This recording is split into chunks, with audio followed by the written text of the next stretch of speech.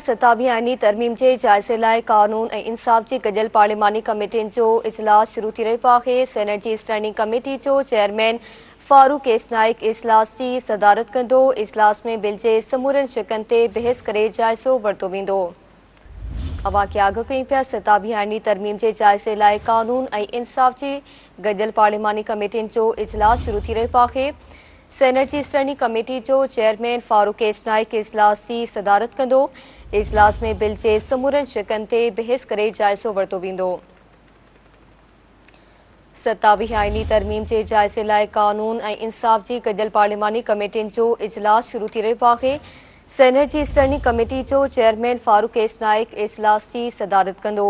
इजलास में बिल जे समूरनि शिकनि ते बहस करे जाइज़ो वरितो वेंदो।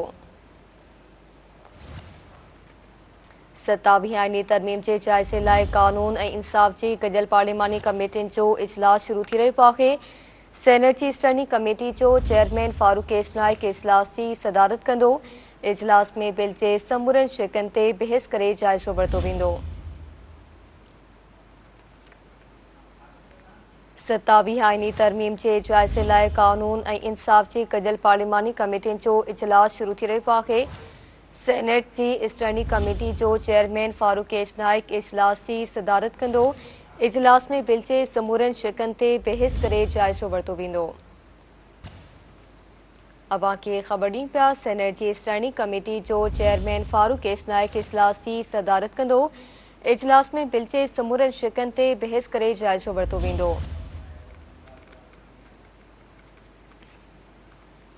27 आईनी तरमीम जे जाइज़े लाइ कानून ऐं इंसाफ़ जी गॾियल पार्लिमानी कमेटियुनि जो इजलास शुरू थी रहियो आहे। सेनेट जी स्टैंडिंग कमेटी जो चेयरमैन फारूक एस नाइक इजलास जी सदारत कंदो। इजलास में बिल जे समूरनि शिकनि ते बहस करे जाइज़ो वरितो वेंदो।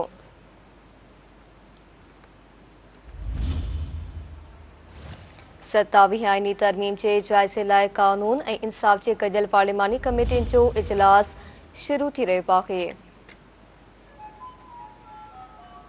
सेनेट जी स्टैंडिंग कमेटी जो चेयरमैन फारूक एस नाइक इजलास जी सदारत कंदो। इजलास में बिल जे समूरनि शिकनि ते बहस करे जाइज़ो वरितो वेंदो।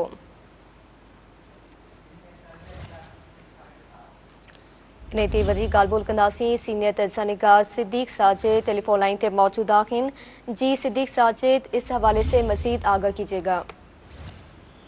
जी 27वीं आईनी तरमीम के बिल का जायजा लेने के लिए पार्लिमान की जो कानून और इंसाफ की कमेटी का मुश्तरका इन कैमरा इजलास है वो शुरू हो चुका है और इजलास की सदारत जो है वो सेनेटर फारूक एच नाइक और चौधरी महमूद बशीर विरक कर रहे हैं। ये दूसरा इजलास है। कल भी इजलास हुआ था और दावा किया गया था कि तकरीबन कोई 80% काम बिल के ऊपर मुकम्मल कर लिया गया है और आज 20 बाकी काम को मुकम्मल कर लिया जाएगा। आज कमेटी अपनी रिपोर्ट फाइनल कर लेगी और इम्कान है कि ये रिपोर्ट आज शाम जब सेनेट का इजलास होगा 3 बजे तो उसमें जो है वो पेश कर दी जाएगी और उसके बाद फिर कल जो है वो इस बिल की मंजूरी जो है वो सेनेट से हासिल कर ली जाएगी। जी शुक्रिया सिद्दीक़ साजिद तफसीलात से आगाह करने के लिए।